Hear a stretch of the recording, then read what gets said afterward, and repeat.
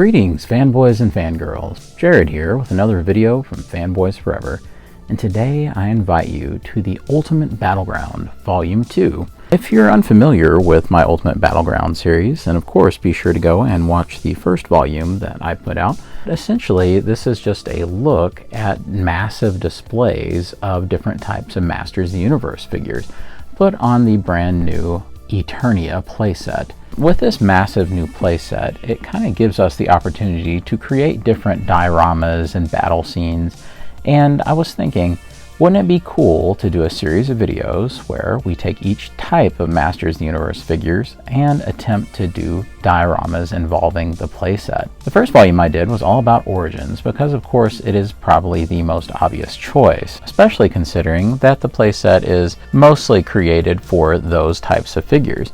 However, I thought it was very important then to switch right up and do Masterverse as my next video, so that you could also see that this playset works really well as a display piece with 6 to 7 inch figures like those in the Masterverse series. So sit back, relax, and get ready for the Ultimate Battleground Volume 2 Masterverse edition. But before we begin, make sure that you subscribe to the channel. There's all kinds of great Masters of the Universe videos. That's mostly what my channel does. And of course, there's lots of other kinds of reviews and my thoughts on different nerdy topics. So be sure to subscribe. Also, be sure to like the video because it really does help us out. So with all that out of the way, let's begin. First of all, we'll just give kind of a general overview of the diorama, as well as a few notes on different omissions I have here. There are no figures being displayed that are not Masterverse branded figures, but at the same time, you're going to see figures from all sorts of different source materials when it comes to Masters of the Universe. That's because Masterverse, as the name implies, is dedicated to handling all the different realities of Masters of the Universe, whether that's the original toys, there are new takes on characters that are called New Eternia, the CGI series, even the new adventures, Filmation, you name it. It kind of covers a little bit of everything. So I suppose that in concept at least, this particular battle can be seen as one where the Masterverse has opened up and there are characters coming in from all sorts of different realities. So it really is kind of a multiversal, Masterversal conflict. Of course, if you look closely, you'll also notice that there's a few Masterverse figures that aren't here.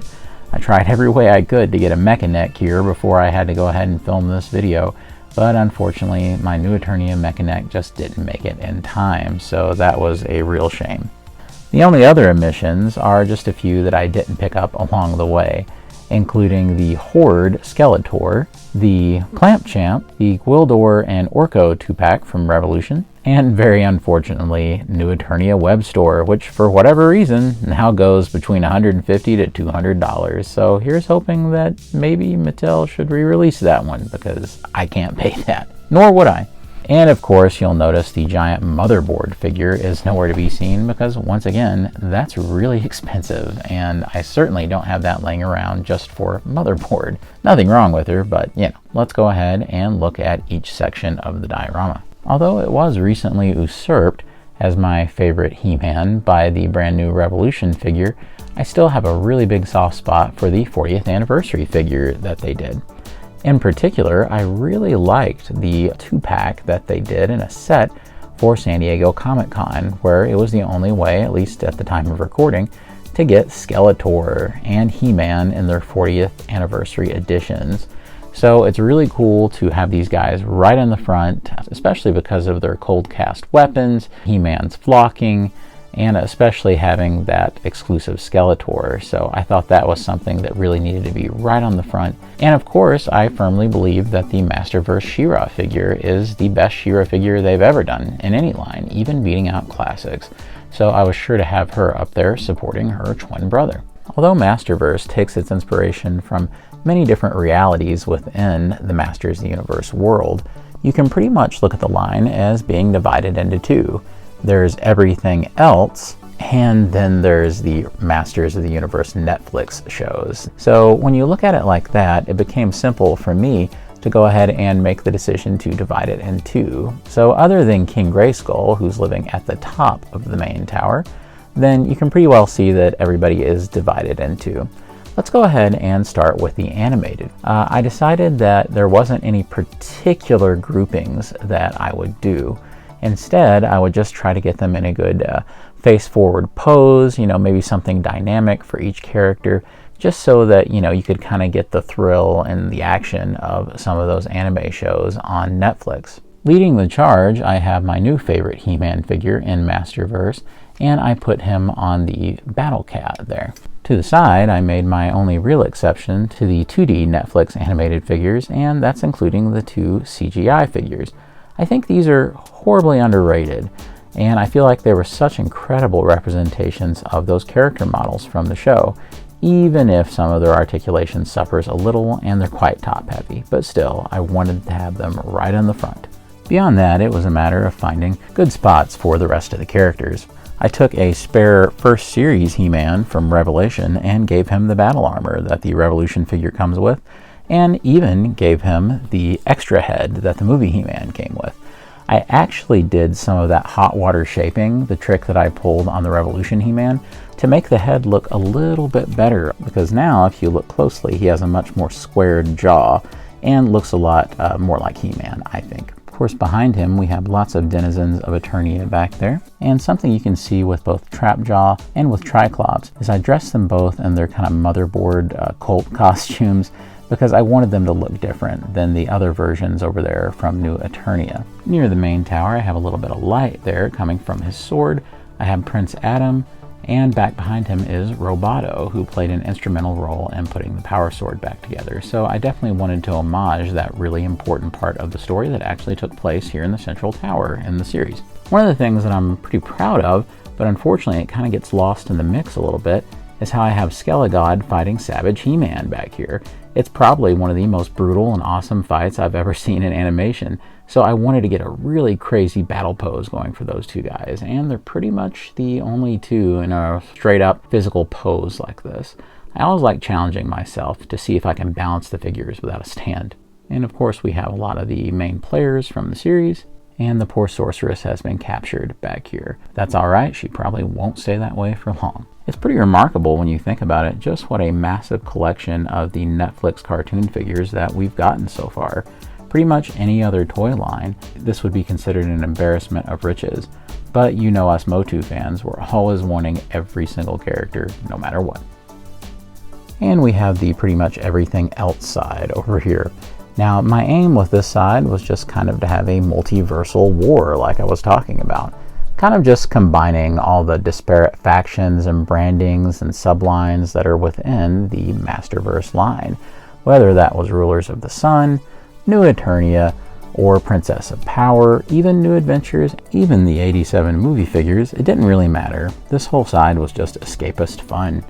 As you can see, I just kind of tried to group each of these factions together as best I could. Over here, of course, I am a sucker for these New Adventures figures that they put out, and I was really pleased with how they turned out, so I have He-Man and Skeletor battling in the front. You can also see that I've switched up He-Man and Skeletor from New Eternia to make sure that they have their savage looks going, so that it's not just the same old, same old. You can also see that I have a lot more of the traditional supporting characters back there, and more of their traditional looks. It's the kind of line where, of course, you wish that you had two of everybody so you could always keep them in their different looks. Slushhead I definitely had to put in the moat so that he could have access to the water that he needs, and right over here I was sure to have one of the newest editions, Snout Spout, blasting the new Triclops, which is actually a fantastic figure that I have not got to review yet. You can see Hordak, but he's kind of separated out from the Princess of Power heroes. And because he is so large, I was sure to put Grizzlor right in the back. I was sure to put the standard version of 40th Anniversary He-Man atop Castle Grayskull, calling down the power. And the cool thing about the rails here is that they can always be used to pose flying characters. So you can see that I have Sunman and New Eternia Stratos. Moving on up, you can see that I've got Buzz-Off, who's kind of lounging around through the air. We have Shadow Weaver up here trying to attack Buzz-Off. As I noted earlier, we do have King Grayskull at the top of the tower, just because I thought it would be fun to place him there, since in the Origins display, that's where King Grayskull was there. As I had shown in his review already, this figure does tend to look a lot better with the Origins head on it, but I didn't want to do any kind of weird head replacements here and just keep him stock. And here is an overhead look at the battle so that you can see the progress and the carnage that each side has wrought. You know, it's a very different experience posing these guys around versus the Origins figures. It's only when you put a massive display like this together that you kind of see the advantages as well as the disadvantages. These guys have tremendous posability, so a lot of the times you can get something much more dynamic than you can with, say, the legs of the Origins figures. However, by that same token, these guys are a lot more prone to falling, and I found myself less reliably able to pose these, including a few mini disasters where, like a house of cards, or I guess more like dominoes, one would fall and then all of them behind them would fall. So that wasn't exactly fun, but it is a little more rewarding, I think, to pose these guys around than it is the Origins figures. That extra hip articulation does go a long way in making these guys a lot more fun and a lot more interesting to put in different poses. You know, I'll always say that Masterverse, I think, kind of gets left out in the cold sometimes. Whereas a lot of lines focus on their 6-inch collector's lines, I think Masters, you know, will always be the 5.5-inch line for most. However, I think if more folks would be giving this line a shot, I think that they would see that this is actually probably the superior line. And even though it doesn't exactly ring all the nostalgia bells that, say, the 5.5-inch Origins line does, I think that this shouldn't be overlooked, because you can create some incredible displays, and not only that, it is completely compatible, say for the entrance of Viper Tower, with the ETERNIA playset. So that's definitely something to keep in mind when considering these figures. I would love to do a third volume of the Ultimate Battleground, and if I do, I'm considering doing it with all of my Classics figures, but I definitely won't bother with it unless it's something that you guys would like to see. Let me know down below in the comments if this is something that you would enjoy seeing, and give me some display ideas. Maybe you have certain things that you do in your display that I'm just not really privy to, and that it would really improve mine. Let me know what you liked and what you didn't like, and tell me, are you primarily displaying Origins figures or Masterverse figures? Heck, you might even be one of those people that bought this for your Classics figures. I would really like to know down in the comments below. And of course, with our first baby on the way, it really does help us if you hit that like button and really shows your support for the channel. So be sure to do that if you don't mind.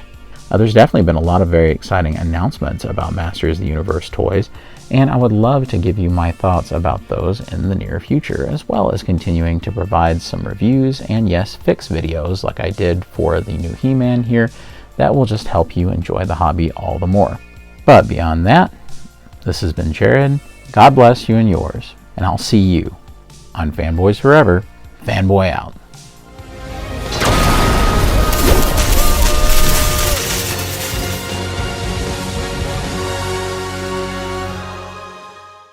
And the '87 movie figures